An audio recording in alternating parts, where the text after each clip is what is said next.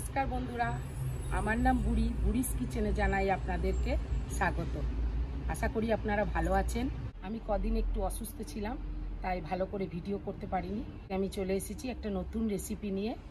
রেসিপিটা খুবই কমন, এই রেসিপিটাকে খুব ভালোবাসি, সেটা হচ্ছে পোস্ত।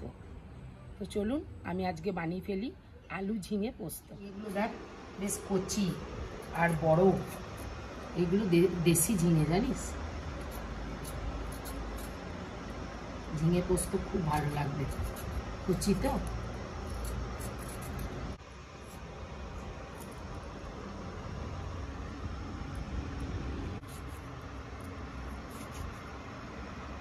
আলুগুলো একটু ছোট সাইজ করে কেটে নিলাম, পোস্ত ঝিঙের আলু তো।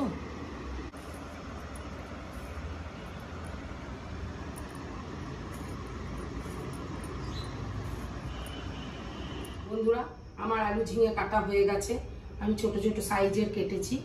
এবার আমি কড়াইয়ে দিয়ে দেব সরষের তেল। গরম হয়ে গেছে, তেলের মধ্যে দিয়ে দেব আমি ছোট চামচের 1 চামচ কালো জিরে। কালো জিরে দেওয়ার পর আমি দিয়ে দেব আলু। নরমাল এবং খুব সাধারণ একটা রেসিপি আলু ঝিঙে পোস্ত। খুব অল্প উপকরণ এবং অল্প সময়ে রান্না করা হয়, খেতে কিন্তু খুব দুর্দান্ত হয়। আলু ভাজা হয়ে গেছে, এবার আমি দিয়ে দেব ঝিঙে। প্রায় 50% আলু সেদ্ধ হয়ে গেছে।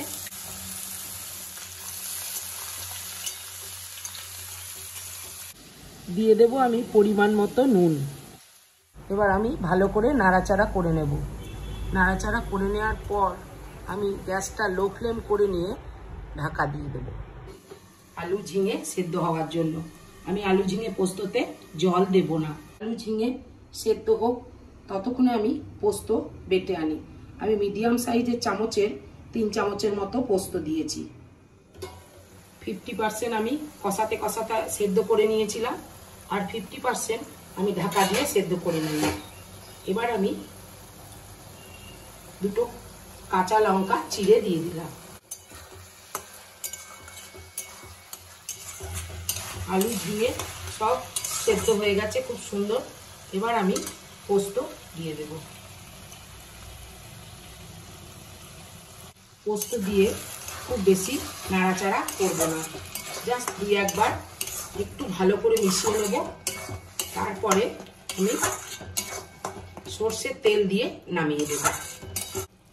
তো বন্ধুরা, আলু ঝিঙে পোস্ত একবারে রান্না কমপ্লিট। এবার গরম ভাতের সঙ্গে সার্ভ করলেই খেতে দুর্দান্ত লাগবে, আর কিছু চাই না।